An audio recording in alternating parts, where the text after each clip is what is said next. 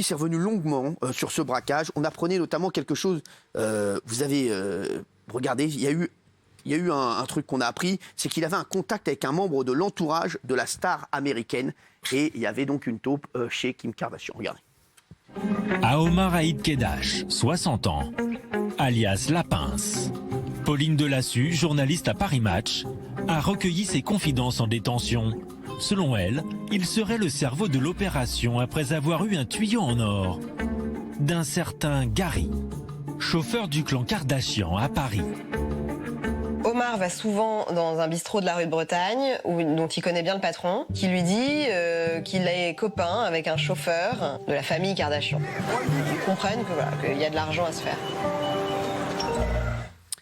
Alors, c'est vrai qu'hier, il y avait donc, sur 66 minutes, c'est vrai que ça, tout le monde en a parlé, de ce braquage, la planète entière. L'émission a aussi fait une reconstitution du braquage en interrogeant Younis. Et regardez, il va nous dire s'il est d'accord avec cette version des faits ou pas dans un instant. Regardez. On arrive, on rentre les vélos, on les met dans la cour à l'intérieur. Donc on s'habille, kawaii, casquette marquée police. Et il y en a un qui va vers la porte, qui tambourine, et qui crie police, ouvrez! Le gardien s'exécute immédiatement. Et donc là, il vous dit quoi? Il n'a pas le temps. Et lui, il tend la main, je lui ai attrapé le bras comme ça. J'ai fait une layette de derrière, il s'est couché, c'est fini. J'ai 10 ans d'aïkido. Quand ils sont rentrés, elle avait une chemise de nuit transparente, puis laissait entrevoir ses formes. Ils ont dit The Ring, l'alliance, la bague. Puis ils ont vu que tout était là, tout était posé devant eux, donc ils ont eu qu'à se servir. Alors, il va venir nous rejoindre et vous allez voir que le concierge n'est pas d'accord avec la version de Younis. C'est un événement, donc nous recevons l'auteur d'un des vols les plus retentissants de ces dernières années. Dans la nuit du 3 octobre 2016, Kim Kardashian est à Paris et les choses vont mal tourner pour elle. Séquestrée, ligotée, elle a été volée dans sa chambre d'hôtel. Ils l'ont volée pour 9 millions d'euros. Cette histoire a un retentissement mondial, d'autant plus que ce cambriolage est l'œuvre de papy braqueurs, des truands sexagénaires qui sont repartis de l'hôtel avec 9 millions en vélo. Eh oui. Donc ce soir, Younis Abba sera avec nous dans une minute, juste après ce petit récapitulatif. Et surtout, il y a plein de gens qui se posent la question, comment se fait-il qu'il soit là? On va vous expliquer pourquoi il est là et comment se fait-il qu'il soit en liberté. Regardez. Kim Kardashian West. Kim Kardashian stała żertwą. Kim Kardashian agressée cette nuit à Paris. I saw him have a gun out to me and I was like, okay, this is it. C'est le plus gros braquage de ces 20 dernières années. I want to ruin my makeup. Celui de la star américaine Kim Kardashian. Dans la nuit du 2 au 3 octobre 2016, alors qu'elle se rend dans son hôtel particulier du 8e arrondissement de Paris, 5 hommes déguisés en policiers séquestrent la star dans sa chambre. Opération réussie. Le commando repartait notamment avec ce diamant à 4 millions de dollars. Montant total du butin, 9 millions d'euros. Mais comment un tel braquage a-t-il pu être commis en plein Paris? Qui sont les auteurs? Ce soir, Younis Abbas, l'un des 5 ravisseurs de Kim Kardashian, est avec nous. Il a décidé de tout nous dire sur cette fameuse nuit du braquage. Younis Abba est avec nous, l'un des cambrioleurs du vol le plus spectaculaire de ces dernières années. On connaît tous la version officielle de l'affaire et Younis en a livré une autre dans son livre. Il va nous en livrer une autre, entre les motivations, la préparation, le cambriolage, la cabale. Il va tout nous raconter. Vous avez 67 ans, Younis. C'est ça, aujourd'hui. Aujourd'hui 67, non, pas aujourd'hui. En ce moment, maintenant, j'ai 67 au moment de l'affaire. C'est un aviez 63. 63. Exactement. Alors, vous savez qu'il y a plein de gens, et on le dit aux téléspectateurs, et je voudrais en parler déjà avec les chroniqueurs, avec vous, qui ont dit pourquoi vous recevez Younis, Guillaume Janton. Il y a plein de gens qui ont commis des délits bien plus graves, qui sont à l'antenne, qui sont reçus dans des émissions. Je me souviens de Redouane Faïd qui avait fait le tour des plateaux télé pour raconter son histoire. Pardon, mais toutes les émissions de faits divers, comme Fait entrer l'accusé, qui donnent parfois la parole à des coupables de faits bien plus graves, le font. Donc je vois pas pourquoi nous, on ne pourrait pas interroger ce monsieur qui a sans doute une histoire à raconter. Moi, j'ai lu son livre, c'est très intéressant en plus. Gilles Verdez. Il est en liberté provisoire. Il a fait 22 mois de prison avant. Il sera jugé bientôt. Il risque de très longues années de prison. Mais là, pour moi, il n'y a pas de scandale. Il a écrit un livre qui donne vraiment sa version. Vous tentez beaucoup de vous disculper, et je trouve ça normal, de vous exonérer de responsabilité, mais il n'y a pas de scandale à le recevoir. Ça s'appelle la liberté d'expression. Et Kim Kardashian, si elle avait voulu, aurait pu tenter un référé pour interdire le livre, ce qu'elle n'a pas fait. Qu'elle n'a pas fait. Voilà. Alors, Younis, donc, on va parler de la préparation. C'est donc entre guillemets, le coup du siècle que vous aviez préparé à 5. Chacun avait un rôle précis et la cible était identifiée, la star internationale Kim Kardashian. Vous saviez qui était Kim Kardashian, vous? Pas du tout. Pas du tout, quoi? Je la connaissais pas du tout. Ah ouais. Donc, je ne savais rien d'elle, je savais la famille Kardashian, c'est des séries que j'ai jamais regardées. D'accord, donc vous saviez pas du tout qui c'était? Pas du tout. Pourquoi est-ce que vous l'aviez choisi, elle? Ah, pas elle, c'est son diamant qu'on a choisi. C'est son diamant. Pourquoi vous avez eu une info? Bah, il était sur Internet partout, enfin c'est pas moi qui l'ai eu, mais... Comment on est venu vous voir pour vous parler de cette affaire? Oh, c'est des vieilles connaissances. Les vieilles connaissances qui vous ont dit quoi? Ils ont dit si ça t'intéresse, il y a une opération, il y a un beau diamant dans un carat. Ouais. Donc on sait tout de suite que ça vaut 4, 5, ça dépend de la couleur, 4, 5, 6 millions d'euros. Donc là on s'y intéresse, parce que des affaires où vous prenez 4 millions, il n'y en a pas. Alors, comment vous avez su qu'elle serait seule ce soir-là? Ah, ça, vous allez refaire l'enquête, c'est compliqué. Oui, mais c'est important. Comment on l'a su Vous aviez une taupe? Bien sûr, enfin, on avait une mine de renseignements, heureusement. Où ça, à l'hôtel? Non, l'hôtel, pas tellement, certainement de son entourage, mais c'est pas moi qui ai géré ça, donc je pourrais... D'accord. On va voir. Il y a quoi dans le livre? En tout cas, il y a eu des fuites. Il y a quoi dans le livre alors? Alors, si. Et si vous saviez ce que vous cherchiez, vous avez c'était raison, donc des bijoux de très grande valeur, comme il l'a dit. Ces bijoux, cette fortune, c'est pas compliqué de savoir qu'elle les avait, puisque vous le savez, elle les exposait tout le temps. Donc, même si vous la connaissiez pas, vos amis, voilà, le savaient. Donc, à la base, vous y alliez vraiment pour ces bijoux-là, pour cette bague, surtout à... Pour la bague. Exactement. Alors, le soir, vous décidez d'agir. Elle est donc seule dans cet hôtel parisien de luxe. Il y a un veilleur de nuit, mais son garde du corps est avec sa sœur en boîte de nuit. Oui, bah c'est normal, le garde du corps, il l'a raccompagnée chez elle, il n'a plus besoin de rester, il s'en va. Elle s'est enfermée, elle est chez elle. Surtout à l'hôtel, il se dit c'est sécure. Bah oui, normalement, il n'y a pas de raison qu'il reste. S'il était resté, ça n'aurait pas été normal. Alors, vous le saviez tout ça ou pas? Qu'elle avait une si faible protection? On savait qu'elle n'était plus là. Ah, vous avez... ouais. On attendait ce moment-là. Ah, bien sûr. C'est pour ça qu'on l'a fait à 2h du matin. Donc, le cambriolage, vous allez donc dans cet hôtel, habillé en faux policier. Alors non, on rentre pas en faux policier, on rentre en VTTiste. D'accord. Tranquillement. Donc, le soir, comme ça, vous faites du VTT, tranquille, vous allez dans un hôtel avec de un luxe. gilet réfléchissant. Moi, j'avais un orange, ils avaient un réfléchissant jaune. Et donc, l'hôtel, il était fermé ou bien vous avez... Non, la porte sur la rue était ouverte. Pour ça, on s'en était assuré aussi, elle était ouverte. D'accord, donc vous rentrez et vous faites quoi? Donc là, on comme vous rentre dites... sur le porche, et il y a 2 caméras en haut. Ouais. On avait apporté de quoi les camoufler, mais on s'est aperçu qu'elles étaient trop hautes, on ne pouvait pas le faire. D'accord. Puis en y réfléchissant bien, on s'est aperçu qu'elles ne servaient à rien. Pourquoi? Bah, c'est des personnalités qui viennent là, elles ne veulent pas se faire photographier, elles ne veulent pas se faire voler des donc, photos. dans les grands hôtels comme ça, les caméras ne marchent pas? Bah, dans ces endroits-là, c'est pas un grand hôtel, hein, l'entrée est très modeste. Hein. Mais alors Bernard Montiel, ça dans les... Non, c'est une résidence privée en fait. C'est pas vraiment un hôtel, c'est un endroit très spécifique dans Paris où effectivement les plus grandes stars louent cet endroit. Il y a un gardien à l'entrée, il y a un service, un room service si on veut, etc. Mais c'est pas un hôtel comme on peut l'imaginer. Voilà. Et donc là, il n'y a pas de caméra en fait. Non, parce qu'il y a beaucoup de relations coupables, dirais-je. Il y a de nombreux hommes d'affaires qui viennent passer l'après-midi et partir après. Donc ça, vous le saviez, ça? Vous le saviez que les caméras, ouais, vous le saviez. Si, le savez.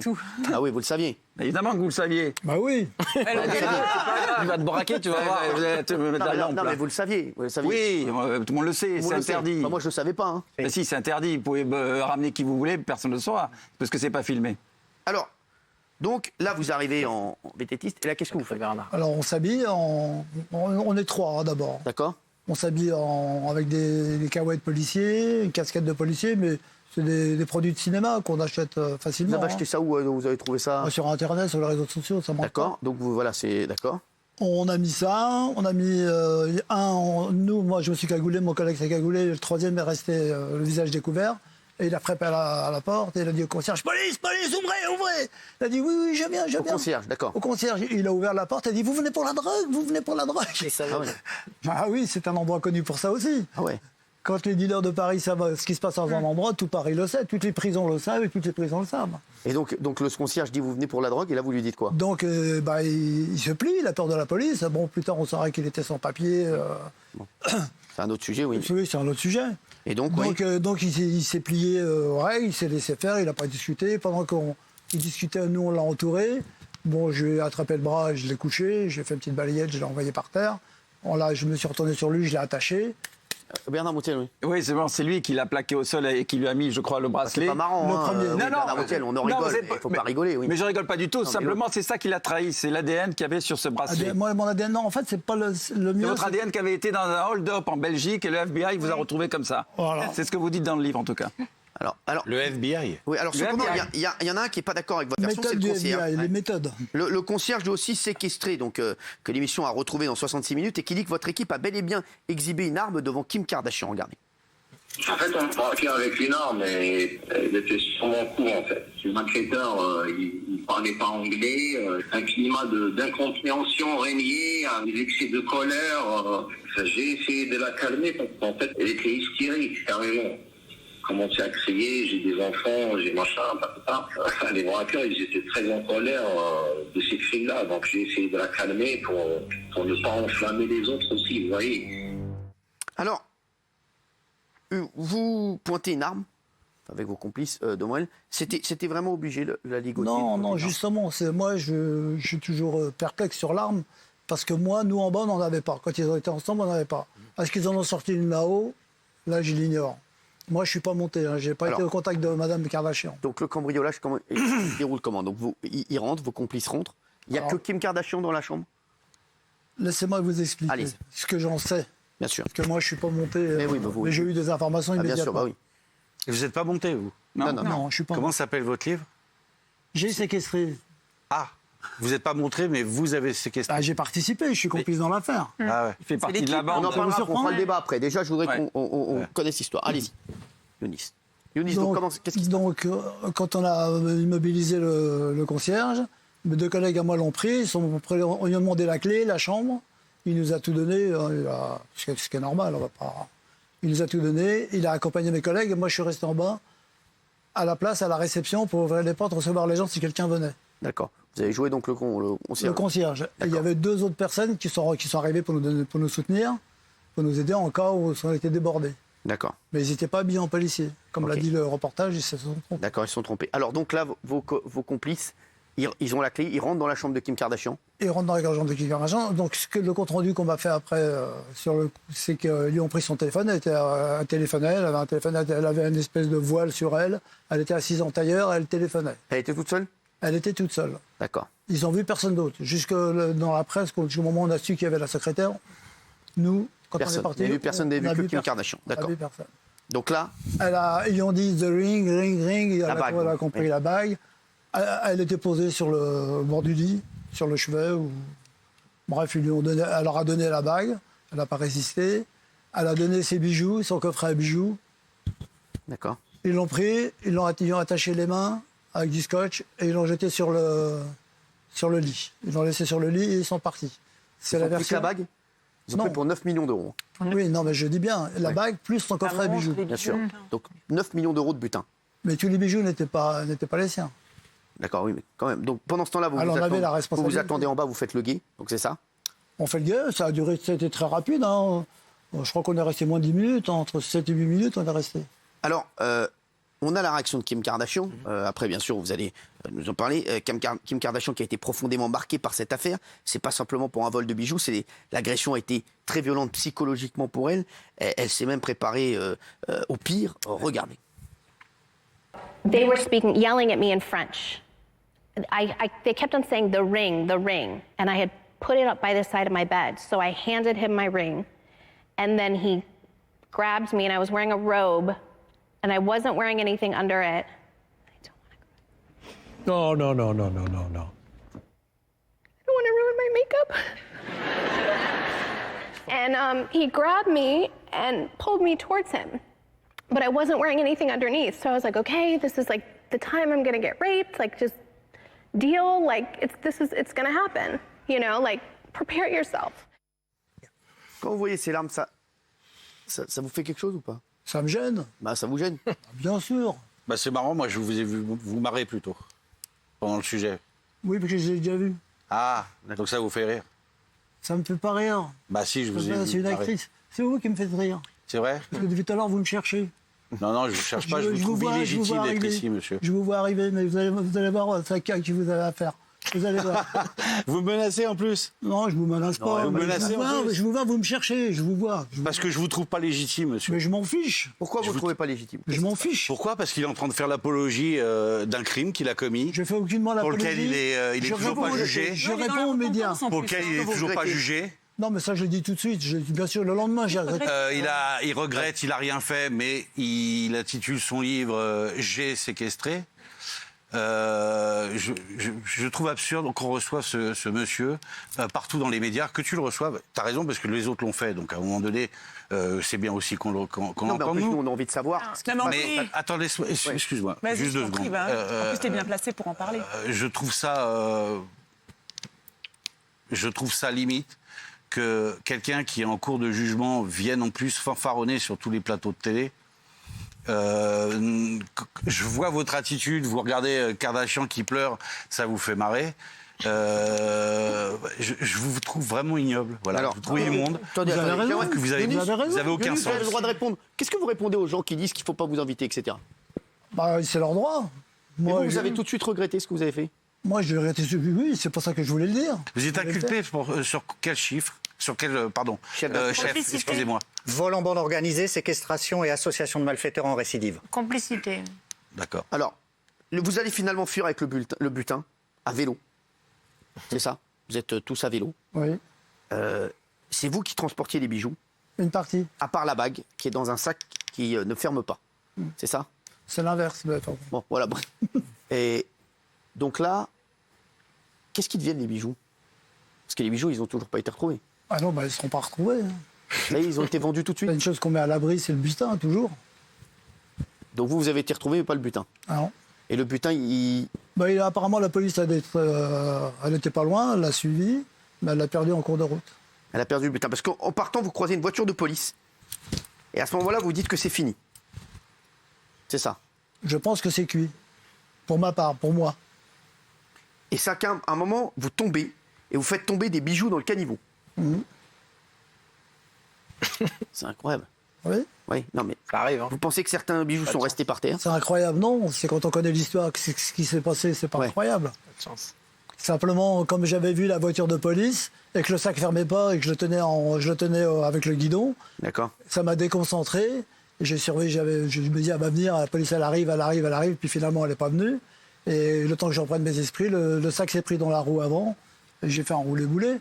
J'ai rebondi, je suis retombé sur mes jambes, j'ai ramassé. Et il avait un pneu crevé, je crois. J'avais un pneu crevé. En plus, qui est pratique. Donc il est tombé et ça s'est déversé sur la route. Alors, vous avez donc le téléphone de Kim Kardashian aussi dans la poche? Alors ça, je le découvre sur la route, je ne sais pas. Ah ouais, vous aviez le téléphone de Kim Kardashian avec vous. Il reçoit l'appel. Le lendemain, vous êtes sur toutes les télés du monde entier. Qu'est-ce que vous êtes dit à ce moment-là? Vous avez été sur dans la télé? J'ai dit, on a fait une grosse connerie, il ne fallait pas y toucher. Ça, vous avez dit, on a fait une grosse connerie? Bien sûr. Selon vous, quand ça a pris une telle ampleur comme ça, vous êtes dit quoi? Vous êtes dit, on a fait une énorme connerie, j'aurais dû y penser avant? Non, parce que je la connaissais pas, j'ai pas pensé. On m'avait dit que c'était la femme d'un rappeur, quelqu'un de célèbre, un rappeur célèbre. Et je n'ai pas cherché à savoir qui c'était, j'ai pas voulu, donc j'ai été surpris. Gilles Verdet. On n'a pas la vérité judiciaire, mais la manière dont vous présentez notamment ce qui s'est passé dans l'appartement autour de Kim Kardashian est très édulcorée par rapport à certaines versions du dossier. Vous le savez très bien, certains disent que Kim Kardashian aurait été victime de quelque attouchement, il y a eu ça au début qui a circulé. Et deuxième chose, qu'elle aurait été ligotée dans la salle de bain notamment. Ça, vous le démentez, mais ça alourdit le dossier, vous le savez bien, monsieur. Il y a des versions autres que la vôtre qui circulent. C'est pour ça que j'ai fait ma version. C'est parce que j'en ai eu marre d'entendre les médias raconter, excusez-moi, quelques conneries. Mais quelques conneries que j'ai vécues. J'ai vécu les événements et je sais que c'est pas ce qui s'est passé. Mais vous n'étiez pas là-haut, monsieur, pour autant. Non, je suis d'accord. Mais sur l'autre partie dont le monsieur parlait, là, j'étais là. Mais attaché comment? Par exemple, les attouchements, je sais qu'ils n'ont jamais eu lieu. Parce que je connais les personnes avec qui j'étais. C'est des personnes qui ont une certaine réputation, jamais ils auraient fait ça. Et ligoté dans la baignoire. Elle n'a jamais dit ça, elle, ouais, c'est vrai. Ligoté dans la baignoire. Alors ça, dans la baignoire, moi, la version que j'ai, c'est sur le lit. Mais bon... Peu importe. Je ne parierai pas non plus. Moi, j'ai une question qui est plus personnelle. Vous avez quel âge, monsieur?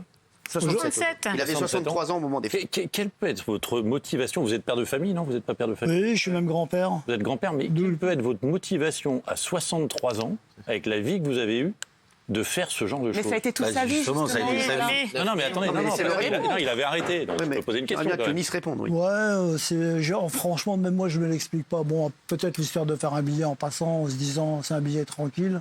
Mais c'est jamais tranquille, c'est le dernier coup, c'est le dernier coup de trop. C'est le dernier coup de trop, ça. Le dernier coup de trop. Et vis-à-vis de votre famille, comment ça se passe? Oh là là. Quoi, c'est une catastrophe? C'est pas fini. Ah non, mes enfants m'en veulent.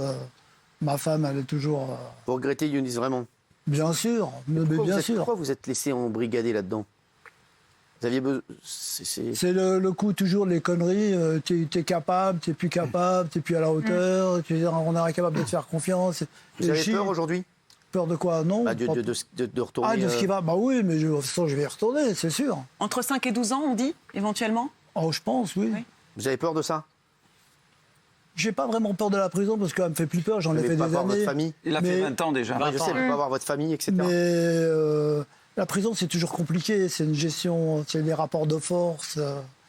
C'est une liberté qui a disparu, mais pas seulement disparu. Même le simple coup fait d'aller et venir, d'aller à la douche, c'est une autorisation. Enfin bref, c'est compliqué. Mais j'ai pas vraiment peur parce que j'ai accepté.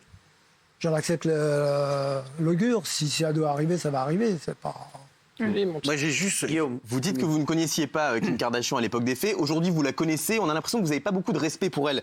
Quand on lit votre livre, vous l'appelez la star virtuelle numéro 1, l'icône des médias bêta, miroir d'une époque pleine de vide. Est-ce que ça vous énerve, cette génération de stars avec des millions, voire des milliards sur le compte, parce qu'ils sont milliardaires avec Kanye West, sans forcément avoir de talent? Je vais pas me défausser. Mais comme vous savez, j'ai un co-auteur. Bah oui. J'ai pas la qualification pour bien écrire. Sûr, là c'est notre auteur. Mais je veux pas me défausser, j'assume. Hein, bien sûr, mais c'est bien de le dire ça. Oui, Stéphane. Est-ce que, alors, pour rester un peu moins agressif, parce que j'ai...